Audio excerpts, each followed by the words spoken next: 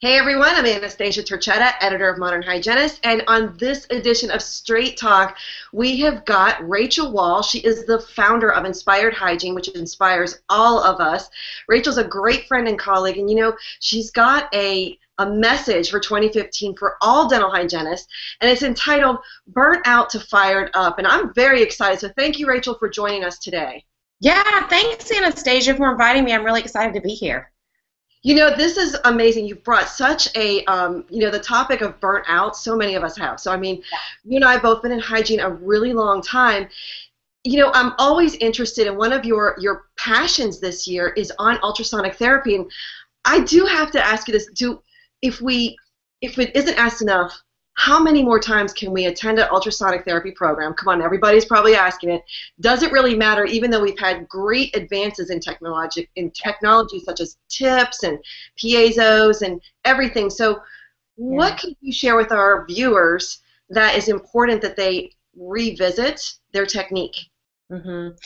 That's a great point, Anastasia, and I have to say, we sometimes ask the same questions, do folks still want to hear about perio? Do they still want to hear about ultrasonics? And when we do surveys, it's overwhelming. Those are the top two things that hygienists want to learn more about. And is that there's still a need for education for the dentist and the hygienist on how long can we use a tip? When is the tip worn out and not effective any longer? What is the best way to use the new tip designs to our advantage? How much power can we use with those tips? And how can we utilize the variety of tips, particularly in periotherapy? So those are the things that we're going to be talking about, and how to really use ultrasonics to your advantage and to your patient's advantage as well. Well, you brought up a really great point. I'm going to kind of spin and chase a rabbit there. It is very interesting when you talked about the power settings, because I've also, how many times have we had patients say, please don't use that thing on me? Or then sometimes when you do, power matters, because for them that might be an appointment that they may not look forward to. We do know the advantages of biofilm removal, obviously removing deposits. So can you just share just a little teaser about that? Well, turning up the power doesn't always make your tip or your insert more effective.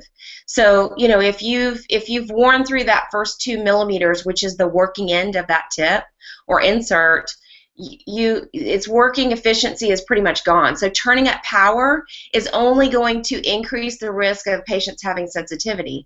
So that's one reason why hygienists sometimes shy away from ultrasonics, is because they say my patients just don't like them. But there are some techniques, and also just having the right instruments that are in good working order can really help dramatically reduce that sensitivity that patients sometimes experience.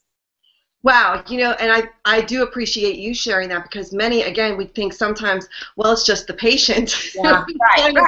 Just slap it off on them, when actually it's our own technique. Yeah, and certainly there are situations, obviously patients that have a lot of recession, but you and I have also had those patients that say, gosh, I love that so much better than those hand instruments. So that is really our quest as we're going out and teaching this year, is to help hygienists really fall in love with this tool, because it's going to help their patients have a better experience and help them, with time management, with ergonomics, with the wear and tear on our bodies. The ultrasonic can really be our best friend, and that's what I have discovered in my own clinical career.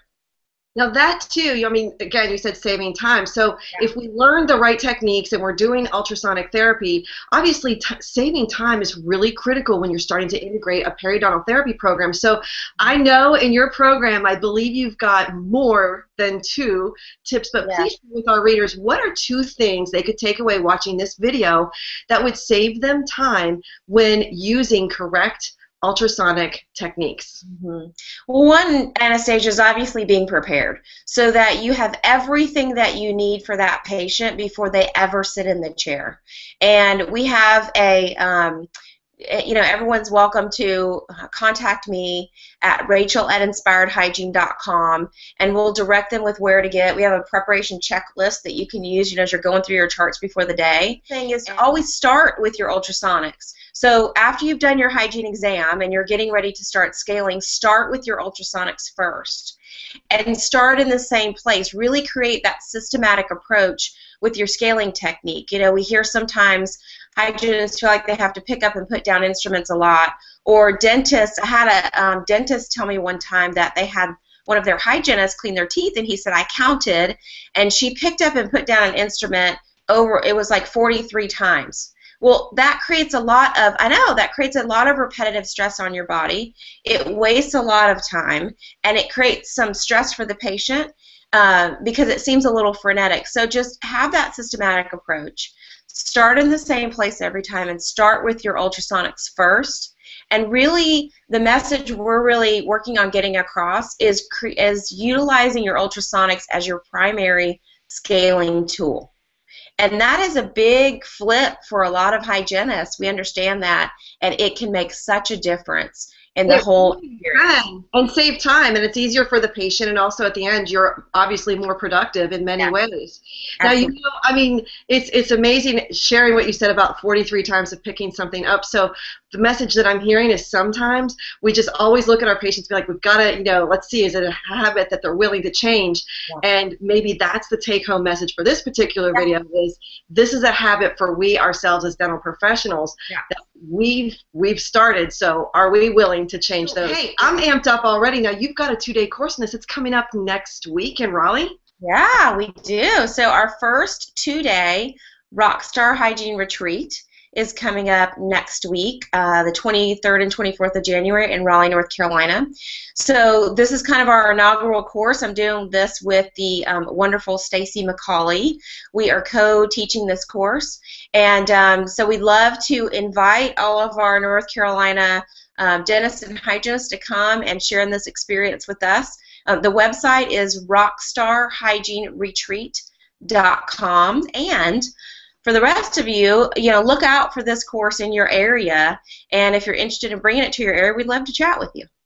I think it's brilliant. I really appreciate your time in sharing the habits that we need to change, why we need to change them, because that's super important, and also instilling a new way that would make it easier for us to deliver optimum care to our patients. And it's a perfect title, Rachel, going from burnt out to fired up. I mean, let's just ignite 2015 right now. Sounds good. Sounds good to me. Awesome. Thank you for joining me this week, and until next time. Thank you, Anastasia. Bye, everyone.